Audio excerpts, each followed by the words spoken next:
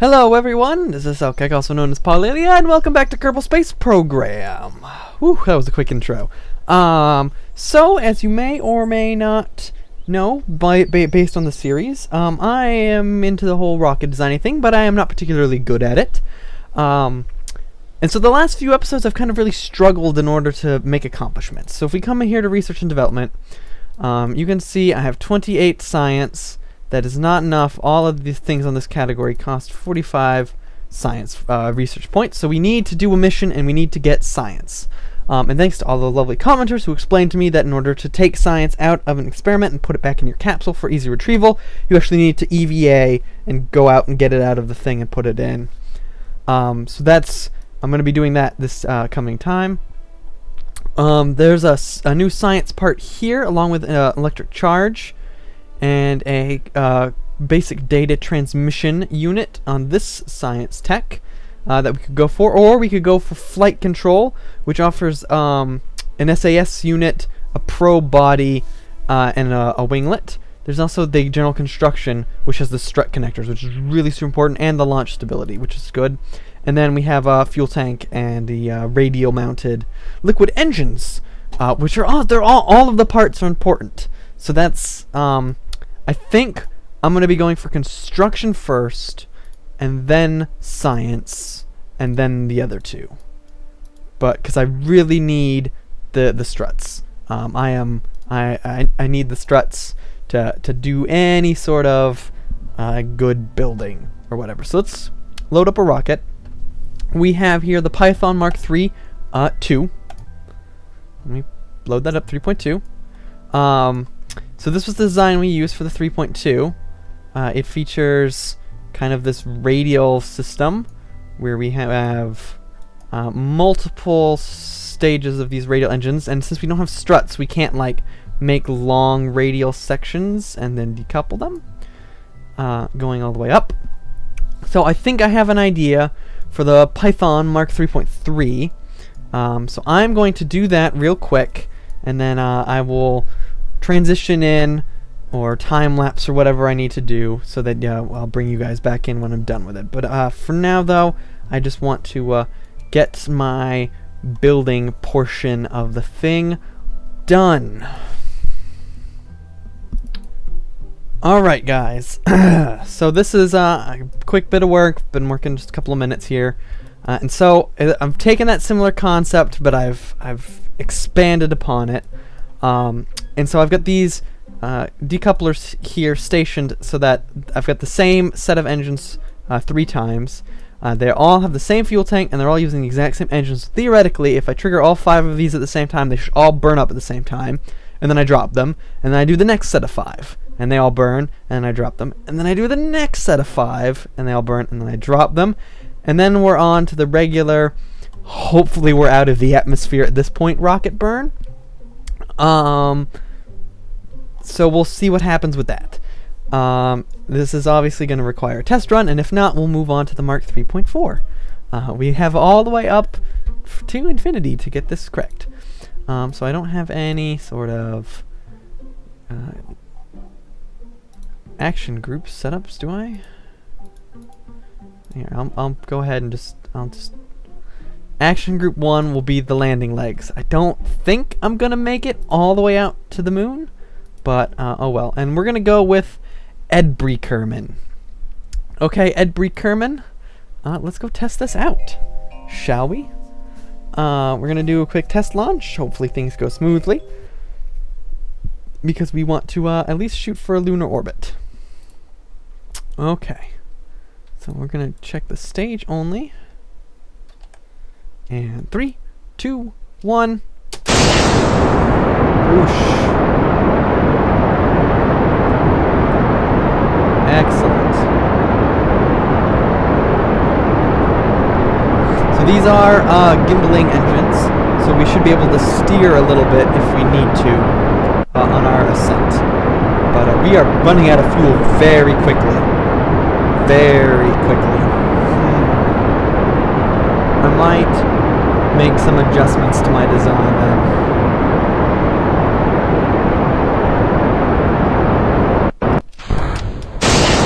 Fire quickly. Don't want to lose momentum. Okay.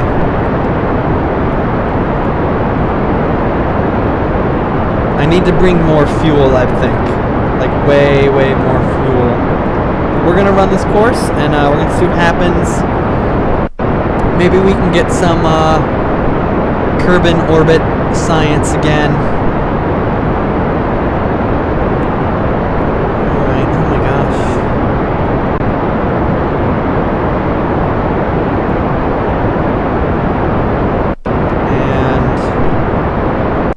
And out of fuel. Burn again. Alright. So the good thing though is that every time we do that, we do drop a bunch of weight. So we're not hauling around dead fuel canisters. The bad news is we've only got an apoapsis of 25 kilometers, which is barely considered space. In that I'd still be in the atmosphere at that height. Okay. However, we are going up. So let's try tilting ourselves a bit here. Go for a more orbital-like shape.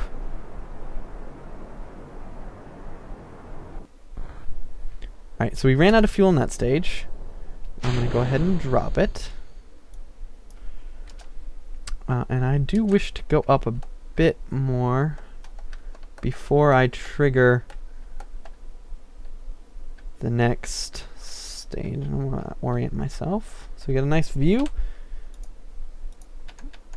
Let's do some spinning here. Swoosh, swoosh. We should be able to see the planet. There it is. Barely can see it there out the window. I just like to have my nav ball oriented properly. Alright, so we are going up, up, up. Let's point ourselves actually like perfectly on the 90 and start stretching out our bow.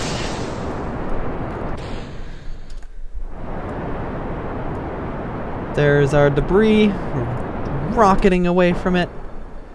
Stretching this out. Our apoapsis is going up just a tiny bit. Let's see if we can put ourselves more directly on that 90 mark.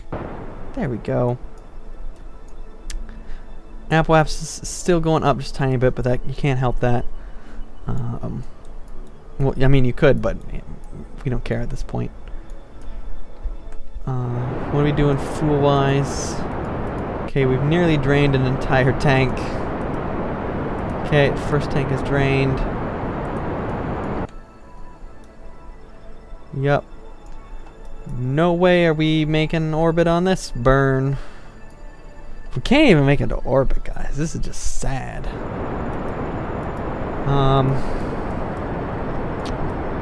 So might as well just burn out all this fuel.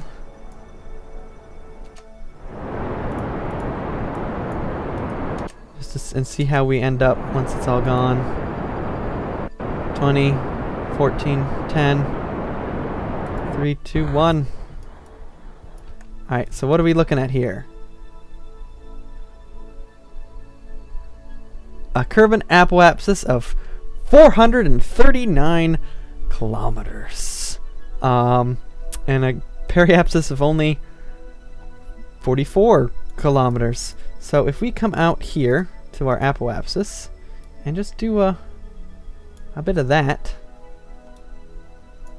Not that much. Okay, what if I changed to 100 meters per second? Plenty.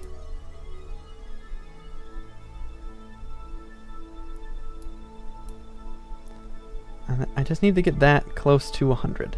There we go. So a change of 45 meters per second will put me into a stable orbit. Let's detach that. Unfortunately, that's going to use a whole lot of this fuel, so we might have to do a rescue operation at some point. Is that something we want to do? No, I don't think so. So let's go ahead and delete that maneuver. We'll come around. Let's do some science here. Can we like rotate ourselves into the sunlight? What's casting a shadow on us? Oh, the debris is casting a shadow on us. Okay. So let's write a crew report. It seems we are very much in space right now. The sky seems to be mostly below us. Now we're not going to get any science points for this. Is it because we've already done this particular? Let's see what happens if we get more out. If this counts as a different, like, orbital section or something.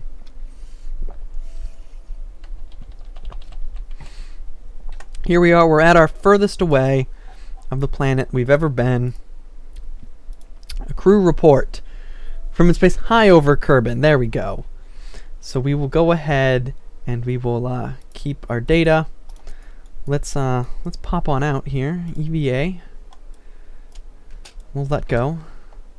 We'll do a little floaty float here. We'll turn our lights on. Look at that. Look at that. We're in space. EVA report. You've recorded your observations. Okay, we'll keep that science data. And we'll have him grab back on to the spacecraft. And we'll have him reboard it for now. Alright, so let's observe the mystery goo container. Well, in space, the goo feels right at home. Alright, so we will keep that data. Can I run it again? Observe the mystery goo. And keep that data. Okay. So now we need to... Okay, so we've got the data in there. Let's EVA. We need our pack. Okay, so if we EVA over to this, collect the data. We wish to remove the data. Okay, so he's got it on him. So now if we collect the data.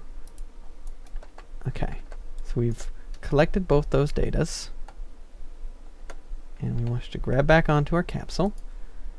We wish to store our experiments. Okay, we can only store one of them. Okay. And we will dump the experiments. Now we've got science on board. We've warning, science on board load. Alright, so that should be fine. And now we will be coming back in for a landing. So let's go ahead and time accelerate. And we'll come in for a landing. As we zip in, 45 should put us coming into the atmosphere. Yep, we've time warped all the way back down to 1 now. Let's see if we can put it so that we are coming in onto land. So we'll go ahead and... Have I engaged this engine? I did not engage the engine. There we go. So we need to burn, slow ourselves down, and kind of drop this kind of in the water here.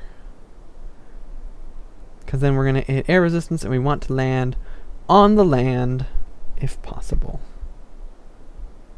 So there we go. Perfect. So the line is in the water. We'll be zooming in here. There's the moon. There's some of our debris. We'll use some physical time warping here. We'll turn the SAS off so that once we hit the air, which we are doing now, the capsule's aerodynamics will take over. We will be falling heavy fuel end first. Of course. We're coming in. We're coming in. Check the map. Yep, see we're burning speed off the atmosphere. I'm surprised we haven't burst in, there we go. Burst into flames.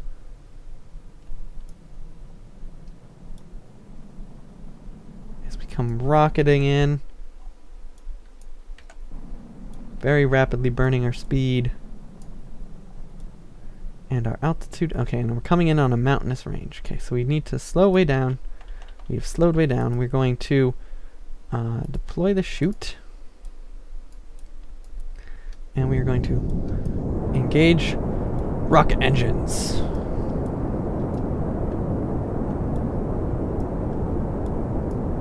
Because we wish to slow ourselves down as we come in for a landing. And we're going to let the natural arc bring us in. Nice and steady. Nice and steady.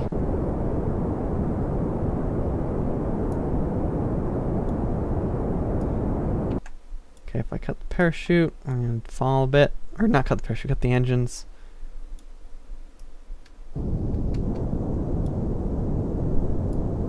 burning again.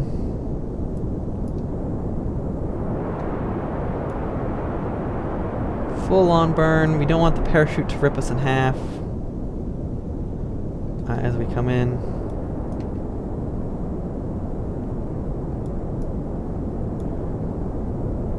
The force of the parachute could sever this joint. You don't. No, you never know. Okay. Deploying landing legs. This is a mock test of our little lander capsule here. Okay, parachute is active. Our descent speed is steady at 11.5 meters per second. We should be able to land on that on these lander legs. But just to be safe, I am going to give it a burst from the engines before we touch down. Alright, so we're coming in. Coming in on a bit of a hill area here. Fire engines. And touchdown. Look at that. That's a beautiful little lander. I don't think that is enough fuel to get back, though, if we had done this on the moon. So let's just recover our vessel.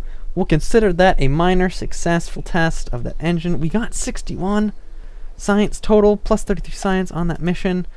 So now we can buy the struts.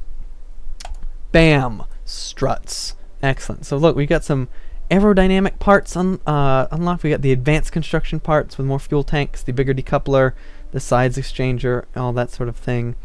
A fuel system. We've got some more RCS stuff. And fuel lines. Fuel lines are good too, but that costs 90 points total. Okay, so I'm going to go ahead and design a new rocket. I think it's time that we move on to the Python Mark IV and kind of rework our design thinking a bit, starting from scratch. So I'm going to work on that, and then we will do a test flight.